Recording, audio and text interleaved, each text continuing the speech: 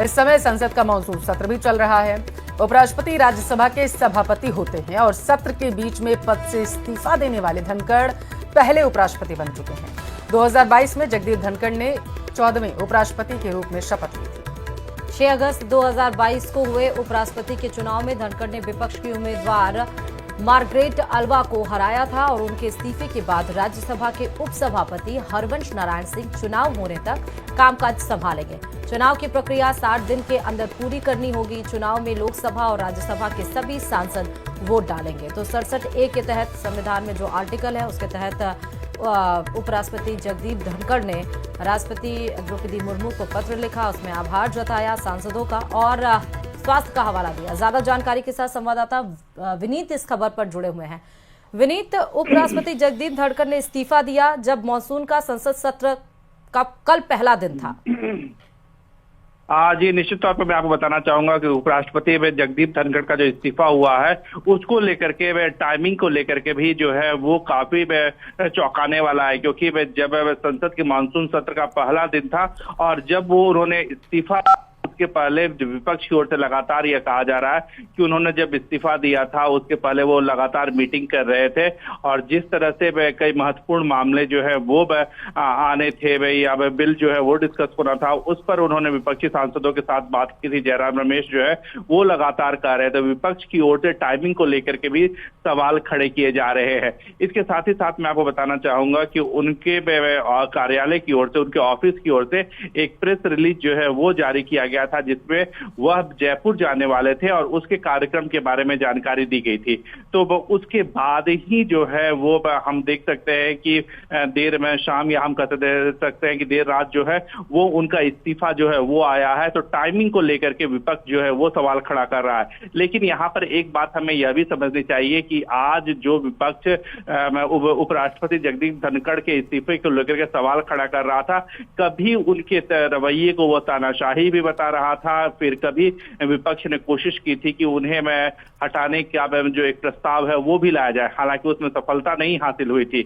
लेकिन यहाँ पर यह महत्वपूर्ण है कि उपराष्ट्रपति ने स्वास्थ्य कारणों का हवाला देते हुए जो है वो इस्तीफा दे दिया है। अब क्योंकि उपराष्ट्रपति जो होते हैं वो राज्यसभा के ऑफिसियो सभापति भी होते हैं, जिनके पास राज्यसभा के संचालन की जिम्मेदारी होती है।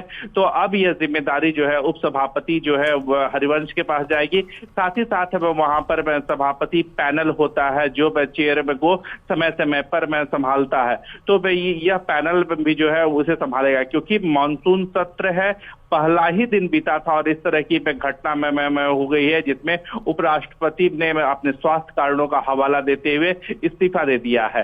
हालांकि विपक्ष को इसमें राजनीति में नजर आ रही है, लेकिन यहाँ पर जो कारण बताए गए हैं उसमें स्वास्थ्य कारण को जो है वो बताया गया था। पिछले दिनों भी हमने देखा कि सीने में दर्द के कारण जो है वो एम्स में भी एडमिट हुए थे। बहुत शुक्रिया तमाम जानकारी देने के लिए।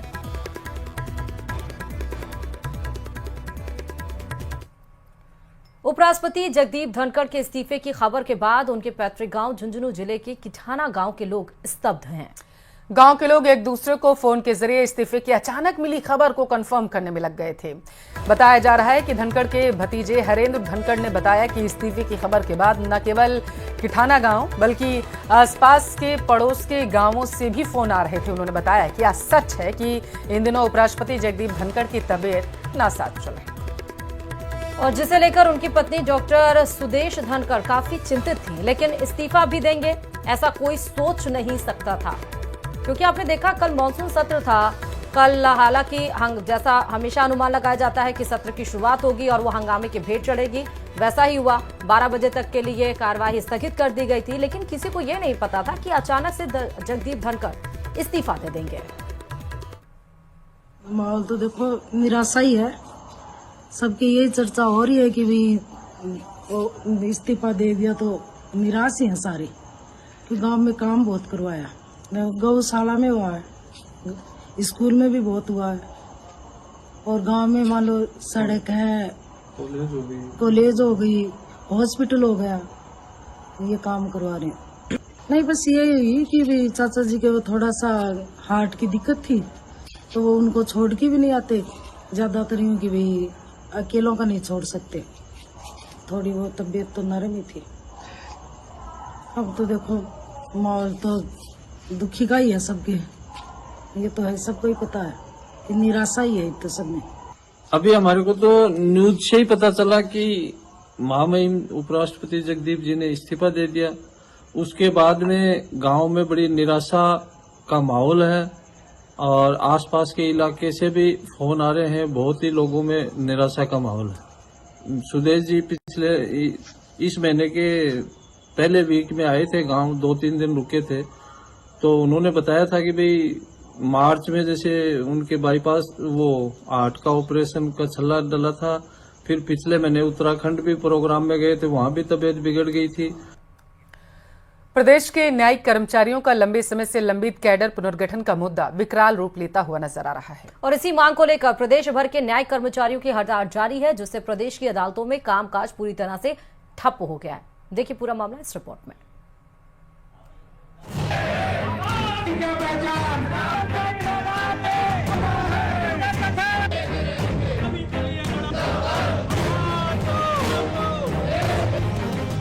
न्यायिक कर्मचारियों की हुंकार, कैडर पुनर्गठन की दरकार, सरकार जल्द करे समाधान, सड़क पर उतरे न्याय के रक्षक, मांगों को लेकर उमड़ा हुजूम।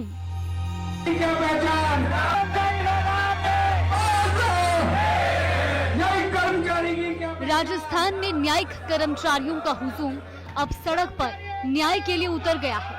उच्च न्यायालय के आदेशानुसार अधीनस्थ न्यायालयों के मंत्रालयिक और आशुलिपिक संवर्ग का कैडर पुनर्गठन की मांग को लेकर विरोध का बिगुल फूंक दिया है। जगह जगह धरने प्रदर्शन, रैलियां और नारेबाजी की जा रही है। इसी कड़ी में भीलवाड़ा में जिला सेशन एवं न्यायालय परिसर में राजस्थान न्यायिक संघ के बैनर तले न्यायिक कर्मचारियों ने विरोध प्रदर्शन किया। इस दौरान उन्होंने जमकर नारेबाजी की और इस बीच संघ ने चेतावनी दी कि अगर मांगे नहीं मानी गई तो आंदोलन को और उग्र किया जाएगा। राज्य सरकार द्वारा न्यायिक कर्मचारियों के लिए पुनर्गठन लागू नहीं किया है। इसकी वजह से दिनांक 14 जुलाई 2025 से हमारे प्रदेश अध्यक्ष भूख हड़ताल पर बैठे हुए हैं और उसके पश्चात भी राज्य सरकार द्वारा पुनर्गठन के संबंध में कोई कार्रवाई नहीं की गई है। उधर दौसा में चौथे दिन भी न्यायिक कर्मचारियों का धरना जारी रहा। न्यायिक कर्मचारियों ने रैली निकालकर प्रदर्शन किया। संगठन के पदाधिकारियों ने कहा कि राज्य सरकार द्वारा उच्च न्यायालय के आदेशानुसार अधीनस्थ न्यायालयों के मंत्रालयिक और आशुलिपिक संवर्ग का कैडर पुनर्गठन नहीं करने से कर्मचारियों में रोष है। कोर्ट ने भी फुल बेंच ने ये अनुमोदित करके अनुशंसाएं करके स्टेट गवर्नमेंट को भेजा गया था, जिसकी पालना राज्य सरकार द्वारा आज तक नहीं की गई है। जो न्यायिक कर्मचारी हैं उनका पुनर्गठन अभी तक लागू नहीं हुआ है। न्यायिक कर्मचारियों के धरने से जैसलमेर में भी न्यायिक व्यवस्था बुरी तरह से प्रभावित रही। न्यायिक कर्मचारियों ने सामूहिक अवकाश को लेकर न्यायालयों का कामकाज पूरी तरह ठप कर दिया। कर्मचारियों ने मांगे पूरी नहीं होने तक धरना जारी रखने की चेतावनी दी। 2022 से कंटिन्यू सरकार ने अपने विभागों के सभी कर्मचारियों का पदों का पुनर्गठन कर दिया, वेतनमान दे दिया। न्याय विभाग के कर्मचारी इससे वंचित है, तो हम कई पिछले 3 साल से उसका इंतजार भी कर रहे हैं। बड़ा धैर्य रखा, पेशेंस रखा और हमारे पदाधिकारी भी समय समय पर सरकार के अधिकारियों से मिलते रहे, तो उन्होंने आश्वासन दिया कर देंगे, लेकिन लंबा समय हो चुका है और हमारे धैर्य का जो बांध है वो भी टूट चुका है। बांसवाड़ा में भी न्यायिक कर्मचारी अनिश्चितकालीन धरने पर बैठे। हड़ताल के तीसरे दिन कर्मचारियों ने कलेक्ट्रेट परिसर में कर्मचारियों ने रैली निकाली और मांग पूरी न होने तक सामूहिक अवकाश की बात कही। न्यायिक कर्मचारी गण है, न्यायिक कर्मचारी गणों के लिए पुनर्गठन का जो आदेश हुआ था पदों का, उसके ऊपर सरकार ने पालना नहीं की गई। लंबे 2 साल से इस मांग को लेकर चल रहे हैं। सरकार के पास प्रस्ताव भी गया राजस्थान हाईकोर्ट का, उसके बावजूद भी राज्य सरकार इसके ऊपर कोई पालना नहीं कर रही है। उसके विरोध में ये रैली निकाली गई है। सभी कर्मचारी सामूहिक अवकाश पर हैं। उदयपुर में जिला न्यायिक कर्मचारी संघ की 5वें दिन भी हड़ताल जारी रही। कैडर पुनर्गठन की मांग को लेकर पिछले कई दिनों से कोर्ट परिसर में धरने पर बैठे न्यायिक कर्मचारी कलेक्ट्रेट पहुंचे और जमकर नारेबाजी की। डीबी के द्वारा भी 6/5/2023 को 6 मई 2023 को इसकी जजमेंट दे दिया गया था और उसके बाद गवर्नमेंट को भेज दिया गया था। उसके बावजूद गवर्नमेंट द्वारा मात्र ये लिंगर ऑन किया जा रहा है और केवल हम तो ये चाहते हैं जो सभी विभागों में पुनर्गठन हो चुका है और पुनर्गठन हमारे न्यायिक कर्मचारी संघ में भी न्यायिक कर्मचारियों को भी पुनर्गठन की मांग स्वीकार की जाकर और जल्दी जल्दी इसे लागू करवाया जाए। बस हमारी मेन ये मांग है कि अब देखना होगा कि न्यायिक व्यवस्था को प्रभावित कर रहे इस बड़े मुद्दे पर सरकार कितनी गंभीरता से कदम उठाती है। Bureau report news 18 Rajasthan.